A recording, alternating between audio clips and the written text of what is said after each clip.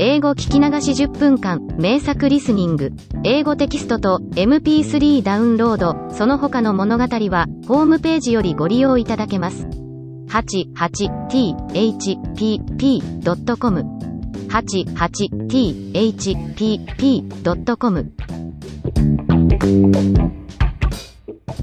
I never hope to see such a sight as that again, Mr. Holmes. From north, south, east, and west every man who had a shade of red in his hair had tramped into the city to answer the advertisement. Fleet Street was choked with red-headed folk, and Pope's Court looked like a coster's orange barrow. I should not have thought there were so many in the whole country as were brought together by that single advertisement. Every shade of color they were, straw, lemon, orange, brick, Irish setter, liver, clay, but, as Spaulding said, there were not many who had the real vivid flame-colored tint. When I saw how many were waiting, I would have given it up in despair, but Spaulding would not hear of it. How he did it I could not imagine, but he pushed and pulled and butted until he got me through the crowd, and right up to the steps which led to the office. There was a double stream upon the stair, some going up in hope, and some coming back dejected, but we wedged in as well as we could and soon found ourselves in the office. Your experience has been a most entertaining one, remarked Holmes as his client paused and refreshed his memory with a huge pinch of snuff. Pray continue your very interesting statement.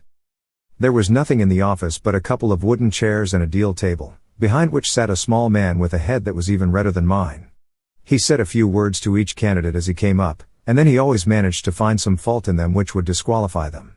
Getting a vacancy did not seem to be such a very easy matter, after all.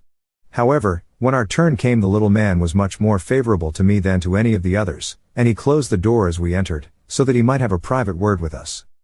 This is Mr. Jabez Wilson, said my assistant, and he is willing to fill a vacancy in the league. And he is admirably suited for it, the other answered. He has every requirement. I cannot recall when I have seen anything so fine. He took a step backward, cocked his head on one side, and gazed at my hair until I felt quite bashful. Then suddenly he plunged forward, wrung my hand, and congratulated me warmly on my success. It would be injustice to hesitate, said he. You will, however, I am sure, excuse me for taking an obvious precaution. With that he seized my hair in both his hands, and tugged until I yelled with the pain. There is water in your eyes, said he as he released me.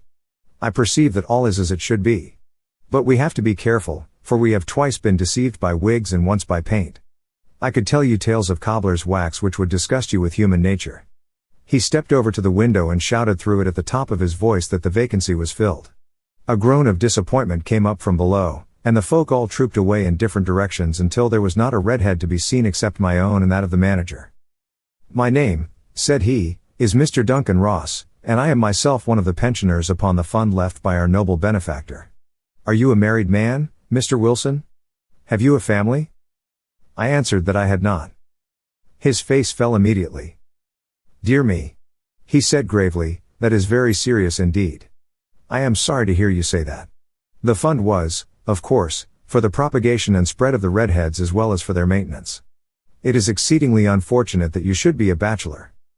My face lengthened at this, Mr. Holmes, for I thought that I was not to have the vacancy after all, but after thinking it over for a few minutes he said that it would be all right. In the case of another, said he, the objection might be fatal, but we must stretch a point in favor of a man with such a head of hair as yours. When shall you be able to enter upon your new duties? Well, it is a little awkward, for I have a business already, said I. Oh, never mind about that, Mr. Wilson, said Vincent Spaulding. I should be able to look after that for you. What would be the hours? I asked. 10 to 2.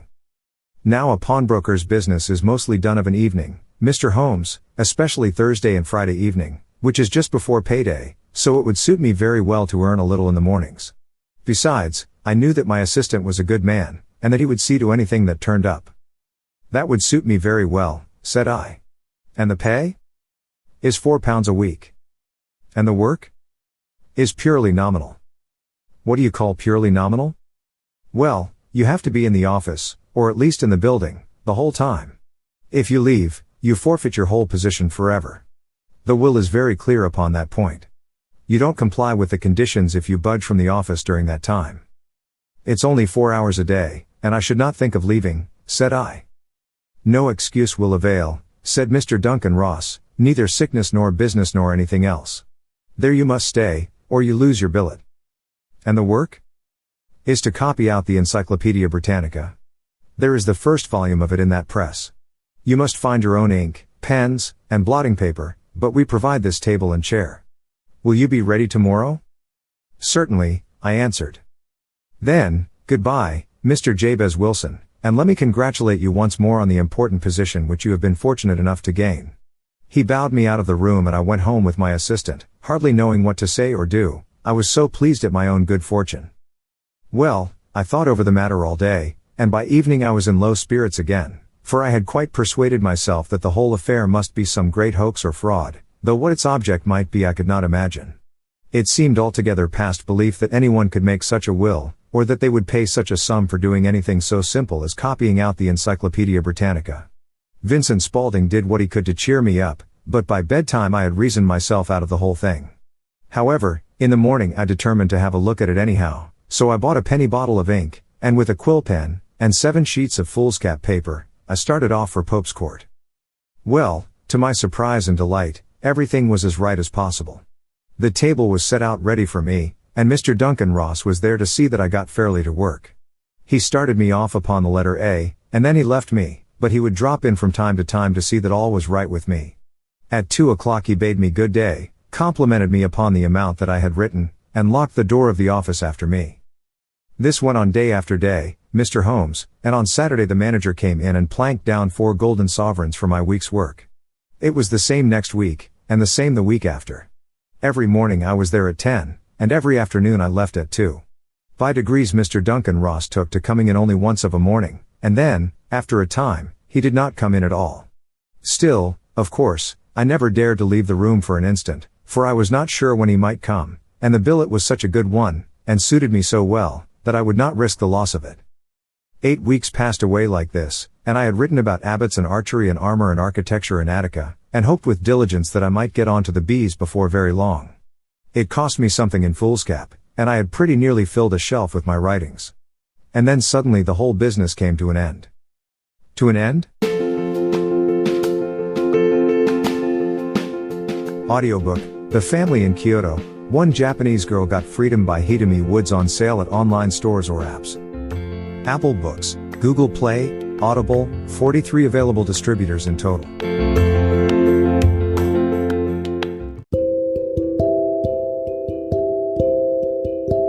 Audiobook, Living in Kyoto by Hidemi Woods. Now on sale in online stores. 44 available distributors.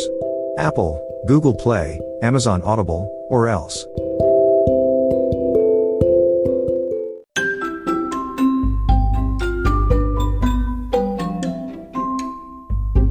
大好評。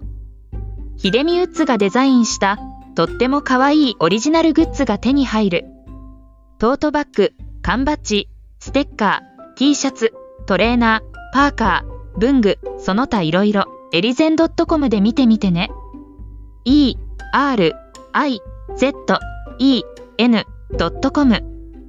ERIZEN.com エリゼン .com。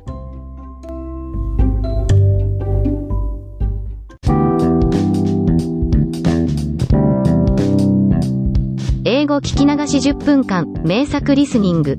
英語テキストと MP3 ダウンロード、その他の物語は、ホームページよりご利用いただけます。88thpp.com 88thpp.com